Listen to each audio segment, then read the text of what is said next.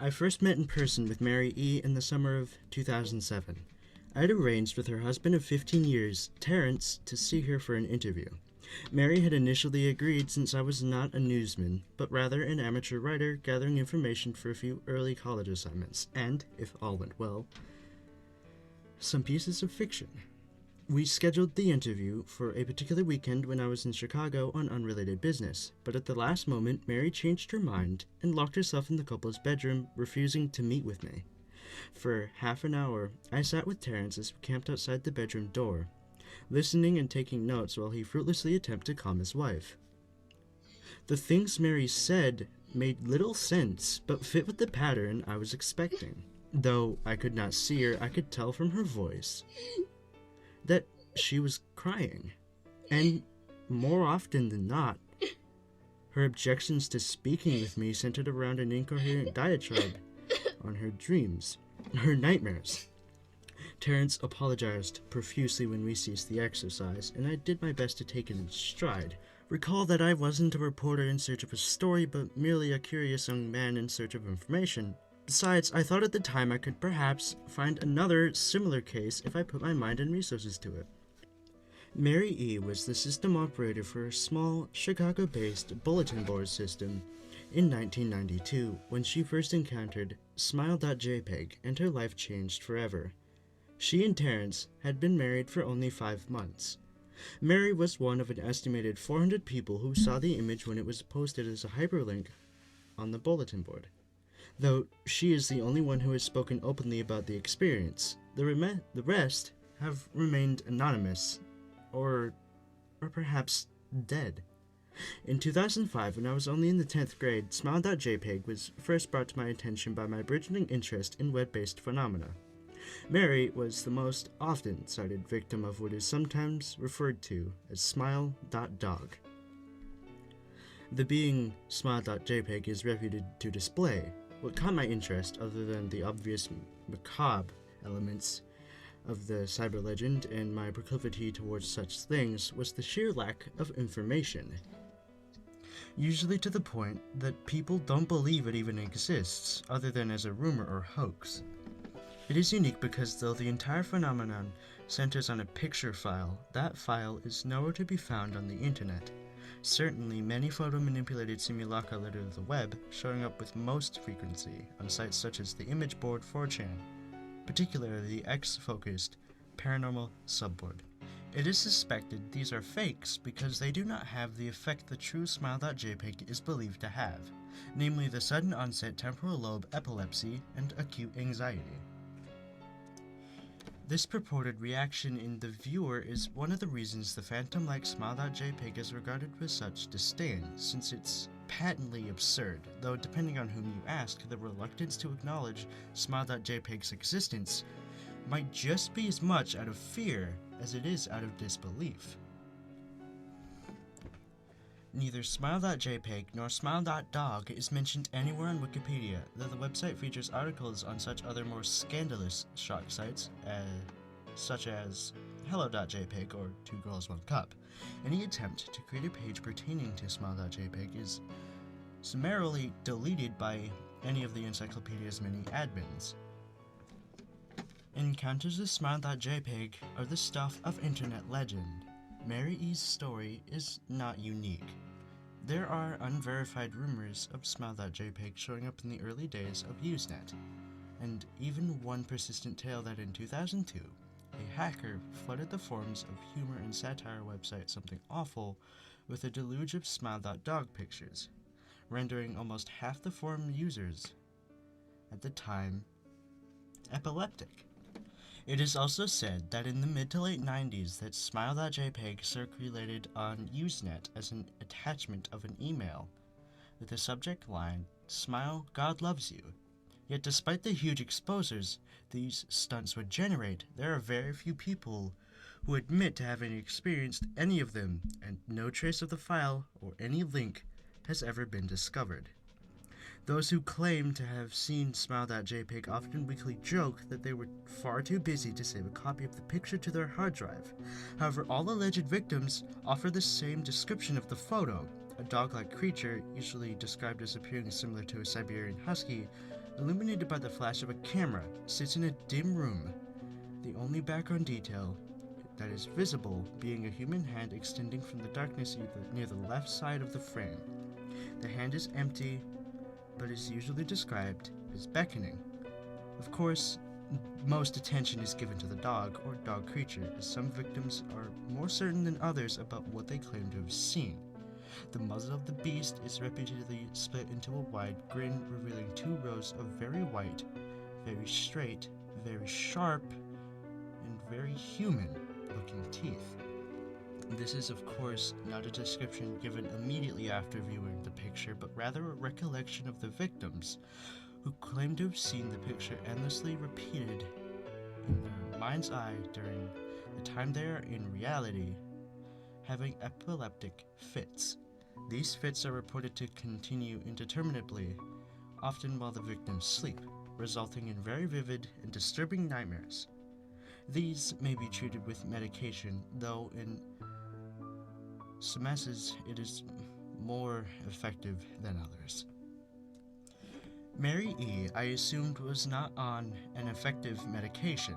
That was why, after my visit to her apartment in 2007, I sent out feelers to several folklore and urban legend-oriented news groups, websites, and mailing lists, hoping to find the name of a supposed victim of Smile.jpg who felt more interested in talking about his experience. For a time, nothing happened, and at length, I completely forgot my pursuits, since I had begun my freshman year of college and was quite busy. Mary contacted me via email, however, near the beginning of March 2008. Dear Mr. L., I am incredibly sorry about my behavior last summer when you came to interview me. I hope you understand that it was no fault of yours, but rather my own problems that led me to act out as I did. I realized that I could have handled the situation more decorously. However, I hope you will forgive me. At the time, I was afraid. You see, for 15 years I've been haunted by Smile.jpg. Smile.dog comes to me in my sleep every night. I know that sounds silly, but it is true. There is an ineffable quality about my dreams, my nightmares, that makes them completely unlike any real dreams I have ever had. I do not move and do not speak. I simply look ahead, and the only thing ahead of me is the scene from that horrible picture. I see the beckoning hand, and I see Smile.dog. It talks to me. It is not a dog, of course, though I am not quite sure what it really is. It tells me it will leave me alone if only I do as it asks. All I must do, it says, is spread the word. That is how it phrases its demands. It wants me to show it to someone else. And I could. The week after my incident, I received in the mail a manila envelope with no return address. Inside was only a 3.5-inch floppy diskette. Without having to check, I knew precisely what was on it. I thought for a long time about my options. I could show it to a stranger, a coworker. I could even show it to Terrence, as much as the idea disgusted me. And what would happen then? Well, if Smile.dog kept its word, I could sleep. Yet, if it lied, what would I do? I knew as to say something worse would not come to me if I did as the creature asked. So I did nothing. For 15 years, though I kept the diskette hidden amongst my things. Every night for 15 years, Smile.dog has come to me in my sleep and demanded that I spread the word. For 15 years, I have stood strong, though there have been hard times. Many of my fellow victims on the BBS board where I first encountered Smile.jpg stopped posting. I heard some of them committed suicide. Others remained completely silent, simply disappearing off the face of the web. They are the ones I worry about the most. I sincerely hope you will forgive me, Mr. L. But last summer, when you contacted me and my husband about an interview, I was near the breaking point. I decided I was going to give you the floppy diskette. I did not care if Smile.dog was lying or not. I wanted it to end. You were a stranger, someone I had no connection with, and I thought I would feel no sorrow when you took the diskette as part of your research and sealed your fate. Before you arrived, I realized what I was doing was plotting to ruin your life. I could not stand the thought, and in fact, I still cannot. I am ashamed, Mr. L. and I hope that this warning will dissuade you from further investigation of smile.jpg. You may in time encounter someone who is, if not weaker than I, then wholly more depraved, someone who will not hesitate to follow smile.dog's orders. Stop while you are still whole. Sincerely, Mary E. Terrence contacted me later that month with the news that his wife had killed herself. While cleaning up the various things she'd left behind, closing email accounts and the like, he happened upon the above message. He was a man in shambles. He wept as he told me to listen to his wife's advice. He'd found the diskette, he revealed, and burned it until it was nothing but a stinking pile of blackened plastic. The part that most disturbed him, however, was how the diskette had hissed as it melted. Like some sort of animal, he had said. I will admit that I was a little uncertain about how to respond to this. At first, I thought perhaps it was a joke, with the couple blatantly playing with the situation in order to get a rise out of me. A quick check of several Chicago newspaper online obituaries, however, proved that Mary E. was indeed dead. There was, of course, no mention of suicide in the article. I decided that, for a time at least, I would not further pursue the subject of smile.jpg, especially since I had finals coming up at the end of May.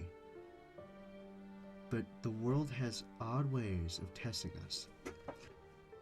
Almost a full year after I'd returned from my disastrous interview with Mary E., I received another email. Hello. I found your email address through a mailing list. Your profile said you are interested in Smile Dog. I have seen it. It is not as bad as everyone says. I've sent it to you here. Just spreading the word. Smile face. The final line chilled me to the bone. According to my email client, there was one file attachment called, naturally, smile.jpg. I considered downloading it for some time. It was most likely a fake, I imagined, and even if it weren't, I was never wholly convinced of smile.jpg's peculiar powers. Mary E.'s account had shaken me, yes, but she was probably mentally unbalanced anyway.